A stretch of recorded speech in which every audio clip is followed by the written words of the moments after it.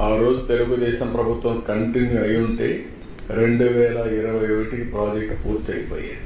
2021కి అయిపోయింది. 2020-21 పూర్తి అయి ఉంటే ఈరోజు రాష్ట్రం ఎంత బెనిఫిట్స్ వచ్చేటో ఒకసారి చూసుకోవాలి. పట్టిసీమ ప్రాజెక్టు తీసుకపోతే దాన్ని ఎగతాళి చేశారు. ఎందుకు కట్టారన్నారు, ఎక్కడ స్టోరేజ్ ఉందన్నారు. ఆ పట్టిసీమ లేకపోతే కృష్ణా డెల్టా ఎడారైపోయేది. అలాంటివన్నీ విన్యాసాలు చేశారు. ఇప్పుడు 10 ఏళ్లుగా పట్టిసీమి శ్రీరామ రక్ష అయిపోయింది. ఆ ప్రాజెక్ట్ లేకపోతే ఎంత ఇబ్బంది పడేవాడో అన్ని ఇబ్బందులు పడేవాడు.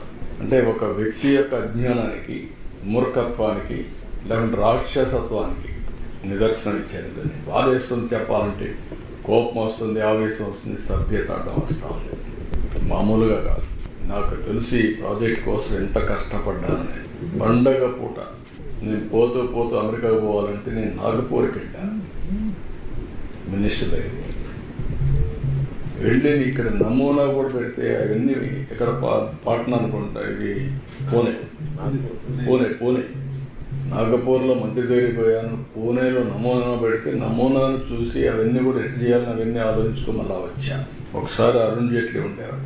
మేము ల్యాండ్ అక్విజిషన్ మేము ఎట్లా ఇస్తా ఉంటే, ప్రాజెక్ట్ అంటే ఏంటా అని చెప్పి, నువ్వు సుప్రీంకోర్టు లాయర్వి, ఇట్లా ఆర్గ్యూ చేసి ఎట్లా అన్ని మొత్తం రాత్రంతా వీళ్ళందరినీ పెట్టి రాత్రంతా ప్రిపేర్ చేసి ఆర్గ్యుమెంట్స్ తయారు చేసకపోతే గడ్కరీ ఇద్దరు కలిసి అరుణ్ జైట్లీ మీరు చెప్పింది కరెక్టే ఒప్పుకున్నారు. అంటే ఎంత పట్టుదలగా ఆ ప్రాజెక్ట్ని తీసుకొచ్చామంటే ఆ రోజు దాన్ని కూడా ఎగతాళి చేశారు. నేను ప్రధానమంత్రికి ఇచ్చినప్పుడు ప్రధానమంత్రి నీతి ఆయోగ్కి రెఫర్ చేశారు. వాళ్ళకి రెఫర్ చేసినప్పుడు ఇది కేంద్ర ప్రభుత్వంలో ఉండే ప్రాజెక్టులన్నీ 20 ఏళ్ళు 30 ఏళ్ళు ఏ ప్రాజెక్టు పూర్తి కాలేదు. ఇది రాష్ట్ర ప్రభుత్వానికి ఇస్తే వాళ్ళకి అవసరం కాబట్టి, డెడికేటెడ్ టు ఆంధ్రప్రదేశ్ కాబట్టి వాళ్ళు వార్ ఫుటింగ్ మీద చేస్తారు, శ్రద్ధ పెడతారు, మీరు వాళ్ళకి ఇస్తే బెటర్ అని రికమెండ్ చేశారు.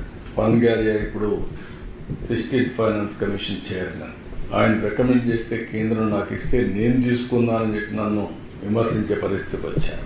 అంటే ఒకసారి డెస్టినీ మళ్ళీ ఆ ప్రాజెక్ట్ని నాశనం చేసిన ప్రాజెక్ట్ని మళ్ళీ గాడిన పెట్టడమే కాకుండా పూర్తి చేసే బాధ్యత కూడా మళ్ళా మాకు భగవంతుడు ఇచ్చే పరిస్థితికి వచ్చాడు.